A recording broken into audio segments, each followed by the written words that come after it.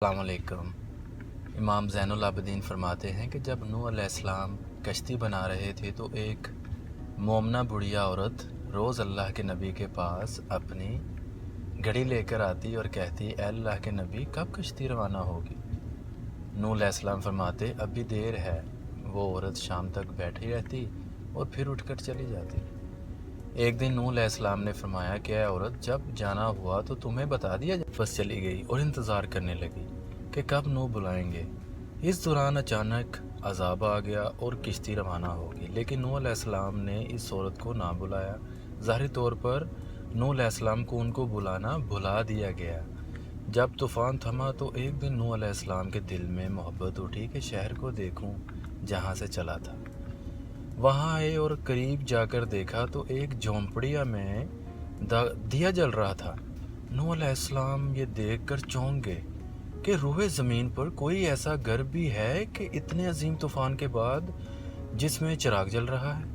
انہوں نے وہاں تکبیر بلند کی تو وہاں عورت سامان لے کر آ گئی اور کہنے لگی، اے نبی خدا، کیا کشتی تیار ہے؟ چلے؟ نوح علیہ السلام نے بڑی حیرت سے اس کو دیکھا اور کہا، رکو بڑھیا، کیا تمہیں کچھ بھی پتہ نہیں چلا؟ وہ کہنے لگی، یا نبی کیا نہیں پتہ چلا؟ کہا، اتنا بڑا سیلاب آیا، بارش آئی، تمہیں کچھ بھی پتہ نہیں چلا؟ بڑھیا کہنے لگی، اے نبی خدا، بس ایک دن بادل گرجے تھے اور کچھ ہلکی سی پھوپھاڑ پڑی تھی۔ نوح علیہ السلام حیران ہو کر آسمان کی طرف دیکھنے لگے اور کہا، اے میرے اللہ، یہ کیا ماجرا ہے؟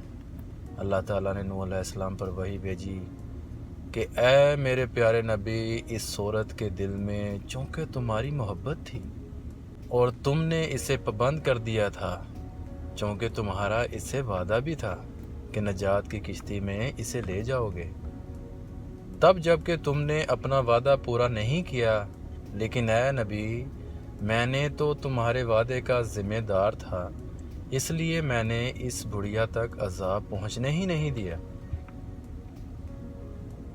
امام سجاد علیہ السلام نے پاس بیٹھے اپنے مومنوں سے فرمایا، اے مومنوں، یہ حدیث قیامت تک یاد رکھنا اور دوسرے مومنوں تک پہنچانا تم پر واجب ہے۔